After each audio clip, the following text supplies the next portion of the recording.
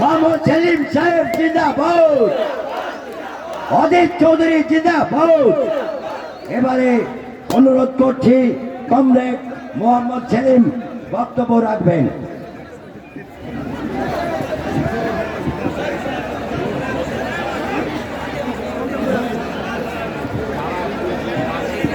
সাথী সভাপতি, মঞ্চ বরিষ্ঠ বাম কংগ্রেসের নেতৃবৃন্দ, আর আমার গুরুজনেরা, সাথী বন্ধু ভাই ও বোনেরা, আপনারা অধীরবাবুর কাছ থেকে শুনেছেন। আমি যেই ঢুকলাম, তবে রাজা বলল ভগবান গোলায় এরকম বিশাল সমাবেশ এর আগে কখনো হয়নি।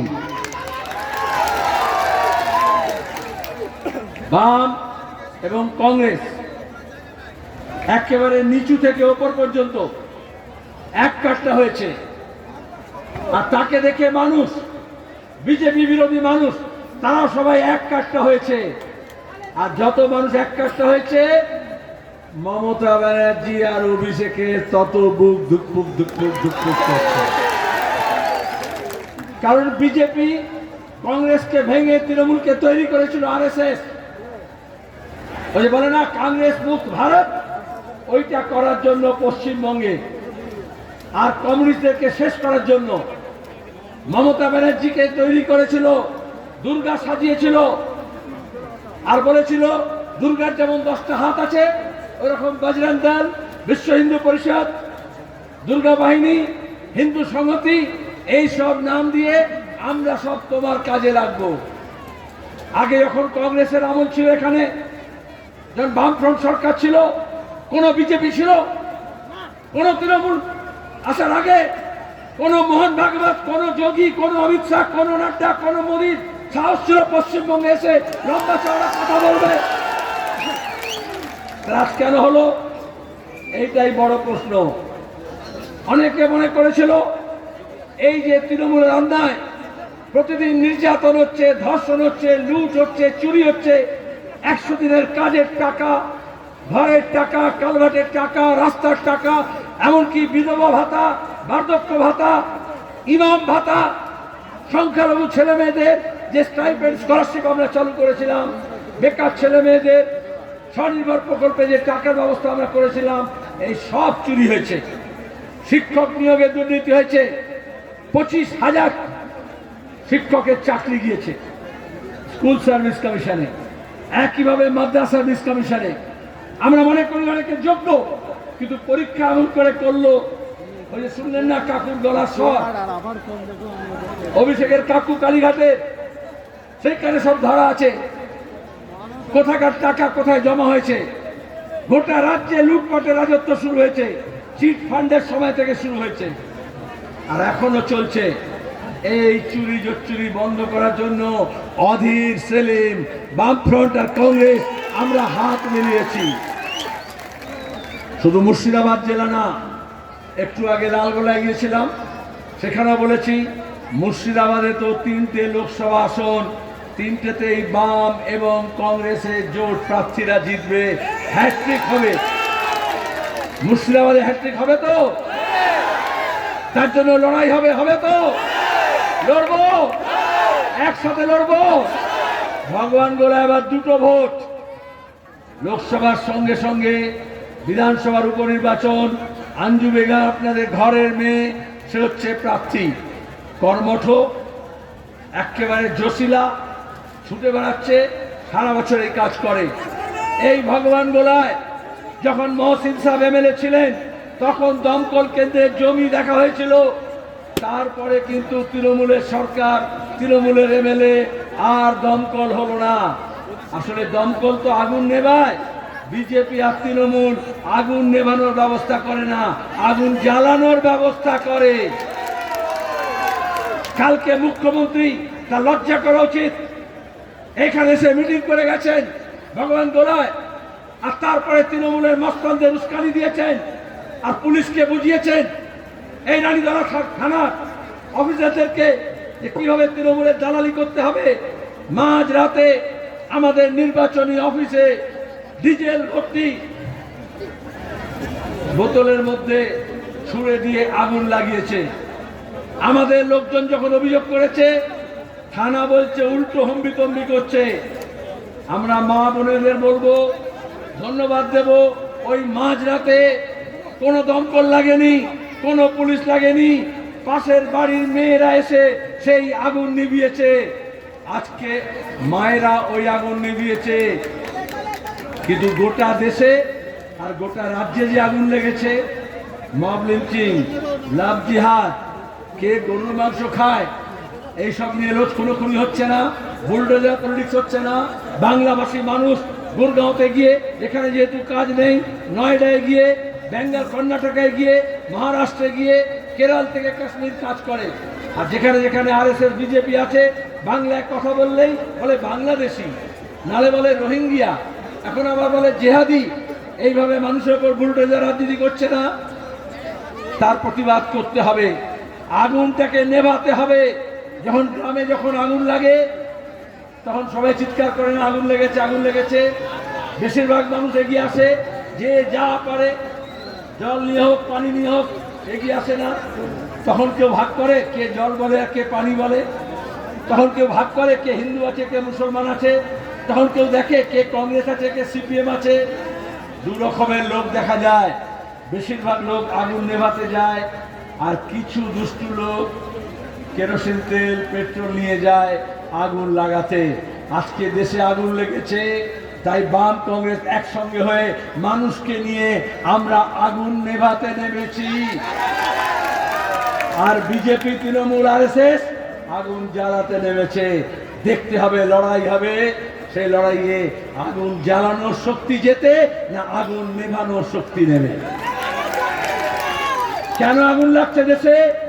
কারণ মানুষের পেটে আগুন লেগেছে, মানুষের রোজগারে আগুন লেগেছে, জিনিসপত্রের দামে আগুন লেগেছে, বাজারে আগুন লেগেছে। যখন কৃষকরা পেঁয়াজ, আলু, যখন পাট, যখন ধান, যখন সবজি তৈরি করে, তখন কিন্তু দাম পায় না। আর যখন সার কেনে, কালোবাজারি হচ্ছে। কীটনাশক কেনে, বীজ কেনে, ডিজেল কেনে, বিদ্যুৎ কেনে, তখন তার দাম বেড়ে যাচ্ছে হু করে। তাহলে এই দামের আগুনের যে দামে যে আগুন লেগেছে, সেটাও নেভাতে হবে। কারণ মানুষের আয় কমছে আর ব্যয় বাড়ছে। একজনের আয় চলছে না, সবাইকে মিলে কাজ করতে হচ্ছে। এ রাজ্যে কাজ নেই, পরিযায়ী শ্রমিক হচ্ছে। আমাদের ছেলেরা এখানকার যারা সবচেয়ে ভালো বাড়ি বানাতে পারে, ব্রিজ বানাতে পারে, টাওয়ার বানাতে পারে, কাঠের মিস্ত্রি আছে, দক্ষতা আছে। কিন্তু আমার এখানকার মুর্শিদাবাদের ছেলেরা, তারা কি জন্মেছে, তারা কি কেরল থেকে কাশ্মীরে কাজ করার জন্য, দেশে বিদেশে গড়ার জন্য? না, তারা এই মুর্শিদাবাদ গড়তে পারে না, তারা ভগবান গোলা করতে পারে না, নিজের বাড়ি, নিজের গ্রাম, নিজের জেলা, নিজের রাজ্য করতে পারে না। তাদের দক্ষতা, তাদের শিক্ষা, তাদের মেধা, তাদের বুকের বর, তাদের হাতের তাগতকে কাজে লাগাতে হবে। এই সরকার সেটা চায় না। এমনকি যখন রাস্তাঘাটে ঘুরছে, ভগবান গোলা দুয়ে রাস্তা নেই, আমি বললাম ये सड़क है या नरक है पता नहीं चलता। কারণ রাস্তার টাকা লুট করেছে সীমানা এলাকায় বিএসএফ। আমাদের বর্ডার এরিয়া, কৃষকরা আখ লাগাতে পারবে না, পাট লাগাতে পারবে না, ভুট্টা লাগাতে পারবে না। কেন? স্মাগলিং আটকানোর জন্য। আর অনুব্রত বসে স্মাগলিং করছে, কালীঘাটে বসে করছে ব্যানার্জি পরিবার। আহমেদাবাদ, গাজিয়াবাদ থেকে স্মাগলিং হচ্ছে। আন্তর্জাতিক সীমানায় কেন্দ্রের সরকার আর রাজ্যের সরকারের লোকজন যদি যুক্ত না হয়, কোনোদিন পৃথিবীর কোথাও এই স্মাগলিং হয় না। আর এখানে পুলিশ কাউকে বলছে পানি কেস, কাউকে বলছে গাঁজা কেস, কাউকে বলছে স্মাগলিং কেস। আমরা রানীতলার পুলিশকে বলছি, অনেক দলদাসগিরি হয়েছে। এখন তৃণমূলের দালালি করছে। অধীরবাবু বললেন তৃণমূলের লোকজনও কাজ করছে না, বলছে সেলিম ভাইয়ের জন্য কাজ করবো, আর নাহলে করবো না। পুলিশ খবর দিচ্ছে, তোরা তৃণমূলের কাজ করছিস না কেন? আসলে অনেক পুলিশ অফিসার আছে এরকম কয়েকটা, যাদের প্যান্ট খুললে দেখবেন ভেতরে আন্ডার প্যান্টে তৃণমূলের ছাপ লাগানো আছে।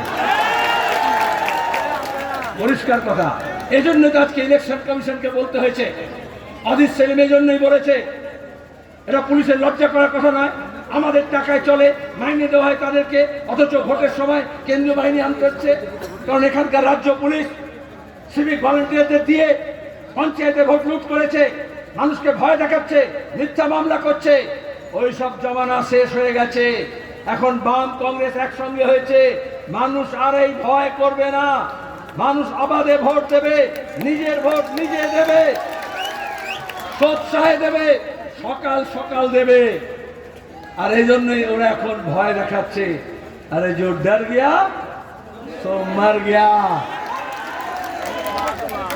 এত সহজ হবে না, কারণ আমরা চাই হক আদায় করতে, আমরা চাই রুটি অধিকার নিতে, রুজির অধিকার নিতে। 100 দিনের কাজের আইন যখন মনমোহন সিং এর কংগ্রেসের সরকার, ইউপিএ সরকার হয়েছিল, আমরা বামপন্থীরা সমর্থন করেছিলাম। 100 দিনের কাজের আইন হয়েছিল। মোদী এসে কি বললো, ইয়ে গड्ढा खोदने का काम है, টাকা কমিয়ে দিল। আর মমতা এসে কি করলো, তৃণমূল দেখলে এটাই ফাঁক পাওয়া গিয়েছে, 100 দিনের কাজের টাকা লুট করব। আমরা বলেছিলাম সব মানুষকে ঘর দেওয়া হবে, ঘরের প্রকল্প সরকারের, কেন্দ্রের সরকারের। বামপন্থীরা লড়েছিল কেন্দ্র সরকারের প্রকল্প রাজ্যের হাতে, পঞ্চায়েতের হাতে দিতে হবে। অথচ এখানে অসংখ্য মানুষ আছেন যাদের ঘর নেই, তারা ঘর পায়নি। আর কেউ কেউ দোতলা তিনতলা ঘর বানিয়ে নিয়েছে। পরিযায়ী শ্রমিক যখন মালদার আফরাজুলকে খুন করলো রাজস্থানে, আমি সেখানেও গিয়েছিলাম, আফরাজুলের বাড়িতেও গিয়েছিলাম। মমতা কি বলল, বাইরে কেন কাজ করছো, ফিরে এসো, 50,000 করে টাকা দেবো। দরখাস্ত নিয়েছে, লিস্ট করেছে, কিন্তু তারপরে আর পরিযায়ী শ্রমিকের জন্য কোনো চিন্তা নেই, ভাবনা নেই। আর এখন বলছে দুয়ারে সরকার। আর একটা বিধবা ভাতা, একটা বার্ধক্য ভাতার জন্য মানুষকে দুয়ারে দুয়ারে যেতে হয়, সরকারের দুয়ারে ছুটতে হয়। আর যদি সরকার দুয়ারে সরকার বলে কাজ করতো, তাহলে এখন তো বাজারে সরকার যেত, জিনিসের একটু দাম কমাতো, খাবার তেলের দাম, চিনির দাম, কেরোসিন তেলের দাম, ডিজেলের দাম, পেট্রোলের দাম বেড়ে গেছে না? আর মেয়েদেরকে কি বলছে, আমাদের বোনদেরকে, তোমাকে লক্ষ্মীর ভান্ডার দিচ্ছি। আরে 500 টাকা, 1000 টাকা ওটা ভান্ডার। আর প্রতিদিন জিএসটি কাটছে। আপনি বাজারে যা কিনতে যাচ্ছেন, একটা হোটেলে খেতে যাচ্ছেন, একটা জামা কাপড় কিনছেন, পেট্রোল ডিজেল কিনছেন, তাদের ট্যাক্স দিতে হচ্ছে না। অর্ধেক টাকা মোদিকে দিতে হচ্ছে, অর্ধেক টাকা মমতাকে দিতে হচ্ছে। এদের এই যে হেলিকপ্টার নিয়ে, প্লেন নিয়ে এত ফুটুনি, কার টাকায়? যখন আমাদেরকে ওই যে বলছে স্বাস্থ্য সাথী কার্ড করে দিয়েছি, কিষাণ ক্রেডিট কার্ড করে দিয়েছি, এই বার্ধক্য ভাতা দিচ্ছি, এই ইমাম ভাতা দিচ্ছি, আরে কেউ কারোর বাপের টাকা দিচ্ছে না, গরিব মানুষের টাকা। जब तक हमारे हाथ में छाले नहीं पड़ते, हमारे बच्चे के मुंह में निवाले नहीं पड़ते। হাতুড়ি ধরে যখন রাস্তা ভাঙে, ইট ভাঙে, তখন দাঁড়িয়ে রোজগার করে। কাস্তেটা নিয়ে হাতে যখন ফসল কাটে, এই রোদের মধ্যে মাঠে কাজ করে, তবে তার রোজগার হয়।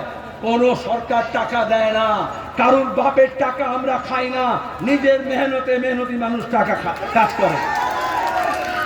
আর যারা লুট করছে, যখন শিক্ষক নিয়োগের টাকা দুর্নীতি করেছে, ওই যে পার্থ চ্যাটার্জির ঘরে এত টাকা এলো, তার বান্ধবী জ্যোতিপ্রিয় মল্লিক রেশন কেলেঙ্কারি করেছে, পোকা খাওয়ানো চাল আর গমের আটা খাইয়েছে মানুষকে, অসংখ্য মানুষের রোগ হয়েছে।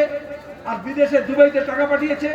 এই অভিষেক ব্যানার্জি কয়লা পাচার, গরু পাচার, শিক্ষক নিয়োগের টাকা সব বিদেশে বান্ধবীতে জমা দিয়েছে। আর এখানে বলছে তোমাদেরকে আমি টাকা দিচ্ছি। আরে আমাদের টাকা লুট করেছে, সেই টাকা আদায় করতে হবে। বলে কি করে আদায় করব? এই গরমে দেখবেন অনেকে খুব যখন পেয়াসা হয়ে যায়, তৃষ্ণার্ত হয়, তখন আখের রস খায় না। আখের রস কি করে বেরোয়? মেশিনে কি থাকে? দুটো লোহার এরকম থাকে না, আর মাঝখানে আখ হয় না। তাহলে এই যে বাম আর কংগ্রেস, এই দুটো বড় বড় লোহার চাকা হয়েছে। আর যাদের আঙুল পুড়ে কলা গাছ হয়েছে, যারা টাকা লুট করেছে, সেই সব টইটম্বুর আগগুলোকে ভেতরে ঢোকাতে হবে। কিন্তু ঢুকলেই রস বেরোবে না, একটু চাকাটা ঘোরাতে হবে। টুনটুন করে আওয়াজ হয় না, ঘোরে না। এই আপনাদের সবাইকে বলছি, এই 1 সপ্তাহ আপনারা একটু ঘুরিয়ে দিন, তারপরে 5 বছর এই রস সব বার করা হবে। গরিব মানুষের হকের টাকা, লুটের টাকাগুলো চিট ফান্ড থেকে আরম্ভ করে এখন শুধু স্কুল সার্ভিস না, মাদ্রাসা সার্ভিস কমিশন। আজকে হাইকোর্ট রায় দিয়েছে 14-16 যতগুলো টেট পরীক্ষা হয়েছে, নিয়োগ হয়েছে প্রাথমিকে, সেইটা নিয়ে এখন একটা পরীক্ষা ঠিক মতো নিতে পারে, টাকা লুট করেছে। এর মধ্যে অনেক যোগ্য আছে, কিন্তু কেন্দ্রের সরকার রাজ্য সরকার মিলে গরিব মানুষের স্কুল, আমাদের primary health centre, subsidiary health centre সব তুলে দিচ্ছে। যখন ইউপিএ সরকার হয়েছিল, রুরাল হেলথ মিশন করেছিলাম আমরা, গ্রামে গ্রামে যার চিকিৎসার ব্যবস্থা হয়। এখন সরকারি চিকিৎসা শুধু রেফার করে দেয়, আর প্রাইভেটে যেতে হয়, প্রাইভেট স্কুলে যেতে হয়। তাহলে আমাদের টাকা খরচা, মা বোনেদের বলবো, তাহলে আমাকে তো নিজের পকেট থেকে টাকা খরচা করতে হচ্ছে। যখন কান মূলে টাকা নিচ্ছে ট্যাক্সের নামে, তখন কিন্তু বিজ্ঞাপন দিচ্ছে না, আর যখন টাকা 500 টাকা দিচ্ছে তখন বিজ্ঞাপন দিচ্ছে। এই টাকাগুলো আদায় করব, যারা পাচ্ছে না তারাও পাবে সব ভাতা, আর যতজন পাচ্ছে তার চেয়ে বেশি জন পাবে। চুরি বন্ধ করলে যত পাচ্ছে তার দ্বিগুণ পাবে, সেই লড়াইটা আমাদের করতে হবে। এখানে ভগবান গোড়ায় কলেজের প্রশ্ন, আমাদের হরিরামপুরে ব্রিজের প্রশ্ন, আমাদের দমকল কেন্দ্র, আমাদের দাঁড়িয়ে স্বাস্থ্য কেন্দ্র, তার সঙ্গে দাঁড়িয়ে গঙ্গার পদ্মার ভাঙন, সেচের ব্যবস্থা, কেন সাবমার্সিবল পাম্পের জন্য, কেন সোলার সিস্টেমে কেন পাম্প চলবে না, কেন মানুষকে নিজের খরচায় জল কিনতে হবে। এই সব অনেক ব্যাপার আছে, আমি যে বলতে পারি সেটা তো প্রমাণ করতে হবে না। অনেকক্ষণ আপনারা শুনেছেন, এসব জামাত হবে, তার আগে আমি শেষ করব। এই কথা এখানে বলার নয়, এ কথা কোথায় বলা? চায়ের দোকানে, রকে, রাস্তায় রোজ আলোচনা হয়। আপনাদের যন্ত্রণার কথা, মনের ব্যথার কথা, দুঃখের কথা, অধিকারের কথা আলোচনা করেন, কিন্তু সেখানেই গুমরে মরে যায়, ওটা বাইরে যায় না। এই মাইক যেমন আমার আওয়াজকে দূর মাঠ থেকে রাস্তা পর্যন্ত পৌঁছে দিয়েছে, আমি মোহাম্মদ সেলিম আপনাদের কাছে প্রার্থী হিসেবে বলছি, আমার শিক্ষা, আমার বিদ্যা, আমার মেধা, আমার অভিজ্ঞতা, আমার আইন সম্পর্কে জ্ঞান আর পার্লামেন্ট অভিজ্ঞতাকে কাজে লাগিয়ে আপনাদের সকলের মাইক হতে চাই, যাতে আপনাদের কথা আপনাদের পাড়া এবং গ্রাম থেকে, দিল্লির দরবারে, মুর্শিদাবাদ থেকে পার্লামেন্টে পৌঁছয়, আর সেখান থেকে লড়ে ভিড়ে কেড়ে কুড়ে আপনাদের যে অধিকার, আপনাদের যে উন্নয়নের যে হক, সেটাতে আদায় করতে পারি। হবে তো? হবে লড়াই, একসাথে হবে। বিধানসভা উপনির্বাচন এবং লোকসভা 2 জায়গাতেই হবে। গোটা রাজ্যের মধ্যে একমাত্র ভগবান গেলায় আপনারা 2টো সুযোগ পেয়েছেন, একটা কাস্তে হাতুড়ি পার্লামেন্টে মোহাম্মদ সেলিম, আর একটা আঞ্জু বেগম হাত মার্কায় বিধানসভায়।